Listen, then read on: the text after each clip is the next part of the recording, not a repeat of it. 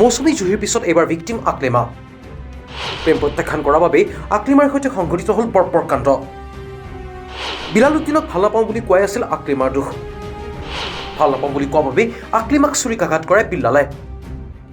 কিন্তু শেহতীয়াকৈ সংঘটিত হোৱা ঘটনাসমূহক লৈ প্ৰশ্ন হৈছে, প্ৰেম ইমান বিষাক্ত, ইমান ৰক্তাক্ত কিদৰে হ'ব পাৰে? মৌচুমী জুহি আৰু এইবাৰ আকলিমা। এই জঘন্য ঘটনা সংঘটিত হৈছে নগৰ মেট্ৰ' হস্পিটেলৰ কৰ্তব্যৰত স্বাস্থ্যকৰ্মীৰ সৈতে। মুমূৰ্ষু অৱস্থাত বটদ্ৰৱাৰ ভোমোৰা গলিত উদ্ধাৰ হৈ এগৰাকী যুৱতী। উদ্ধাৰ হোৱা যুৱতীগৰাকীৰ নাম আকলিমা খাতুন বুলি জানিব পৰা গৈছে।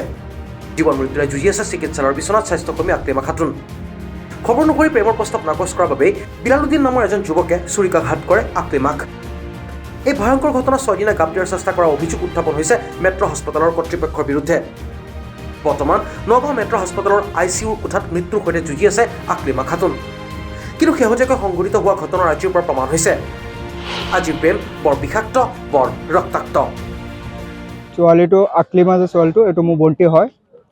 যেদিনাখন এক্সিডেণ্টটো হৈছে ইয়াত, মই আগতে এক্সিডেণ্ট বুলি শুনিছোঁ, পাছত হস্পিটেলত আহিছোঁ, আহি পেলাই চাইছোঁ এক্সিডেণ্ট নহয়, তো চোকা ওচৰে কোনোবা আঘাত কৰিছে। পাছত পিছদিনাখন ইয়াত বৰদা থানাত গৈছোঁ, গৈ পেলাই এজাহাৰ দিছোঁ।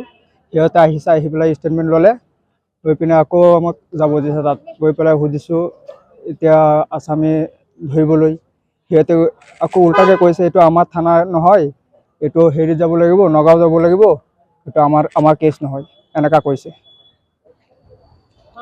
আমি আপোনালোকৰ সংবাদ মাধ্যমৰ জৰিয়তে এটা কথাই আহ্বান জনাওঁ নগাঁও জিলা আৰক্ষী প্ৰশাসনক, কিয়নো যোৱা 23 তাৰিখে পিছবেলা আপোনাৰ আমাৰ ইয়াতে আকলিমা খাতুন বোলা ছোৱালী এজনীয়ে ডক্টৰক সহায়িকা পদত চাকৰি কৰি আছিলে, আমাৰ মেট্ৰ' হস্পিটেলৰ কৰ্মৰত আছিল। কিন্তু বৰ্তমান তেখেতৰ মৰু অৱস্থাত ICUত এডমিট হৈ আছে। কিন্তু আমি বটদ্ৰৱা থানাতো এজাহাৰ দাখিল কৰাৰ কাৰণে গৈছিলোঁ, তাতো কোনো আমাৰ পুলিচে গুৰুত্ব দিয়া নাই। তাৰপিছত আমি যোন থানাতেই যাওঁ আৰক্ষী প্ৰশাসনৰ ওচৰত, তেখেতসকলে কয় কি যেন ইয়াত এজাহাৰ দাখিল দিয়াৰ হেৰি নহয়, আপোনালোকে গৈ পেলাই। লাষ্টত উপায় নাপায় আজি 10টা 10:30 মান বজাত আমি নগাঁৱৰ আৰক্ষী অধীক্ষকৰ কাৰ্যালয়ত আমি এজাহাৰ দাখিল কৰিছোঁ।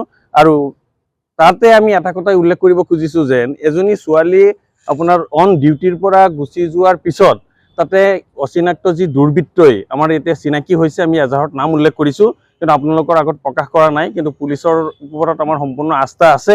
সামগ্ৰিকভাৱে অতি কম সময়ৰ ভিতৰতে এই কালপিত যি এনেকুৱা ঘটনা ঘটিছে, আৰু তেনেকুৱা ছোৱালী এজনীক মাৰি আপোনাৰ মৰু অৱস্থাত পুলিচে উদ্ধাৰ কৰিছিলে বটদ্ৰৱা থানাই। সেই সন্দৰ্ভত আমি এজাহাৰ দাখিল কৰিছোঁ। কিন্তু আমাৰ পুলিচ প্ৰশাসনলৈ এটা কথাই আমি দাবী উত্থাপন কৰিছোঁ, কিয়নো তেখেতসকলে খালি কয় যেন আমাৰ সম্পূৰ্ণৰূপে নগাঁৱত ইমান সোপা আপোনাৰ অপৰাধজনিত কাৰ্যকলাপ চলি আছে, কিন্তু আজিৰ তাৰিখলৈকে পুলিচৰ কাণ হাৰ নাই।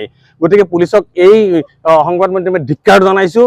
কিন্তু পুলিচৰ সততা আছে নে নাই, নিজৰ ছোৱালীৰ নিচিনা ভাবি ইয়াৰ এটা উচিত তদন্ত হ'ব লাগে। আৰু যি কালপিত ইয়াত জড়িত হৈ আছে, কিয়নো হস্পিটেলৰ ইণ্ডোৰত সোমাই আহি ছোৱালীজনীক ফুচুলাই নি নিচাসক্ত বস্তু খুৱাই আধা ৰাস্তাত যি মৰু অৱস্থাত নি পেলাই সেই ছোৱালীজনীৰ আপোনাৰ সম্পৰ্কীয়ৰ মাটিত নি পেলাই থৈ গৈছে। গতিকে তাকে আমি গভীৰভাৱে আমি ইয়াত দুখ পাইছোঁ। আৰু ছোৱালীজনীক যাতে ন্যায় পায়, আৰু আমি যাতে অভিভাৱকক এটা কথাই আশ্বাস্ত কৰিব পাৰে, মৰু অৱস্থাত ছোৱালীজনী আছে, উপযুক্ত কালপিতসকলক ধৰি 2 দিনৰ ভিতৰতে পুলিচ প্ৰশাসনে ধৰি পেলাই ইয়াত সমূলে সমাধান কৰিব লাগে। নহ'লে আমাৰ গাইপথ তথা আমি যিকোনো ধৰণৰ আপোনাৰ যদি অপ্ৰীতিকৰ ঘটনা ঘটে, ইয়াৰ লৈ পেলাই প্ৰশাসন জগৰীয়া হ'ব।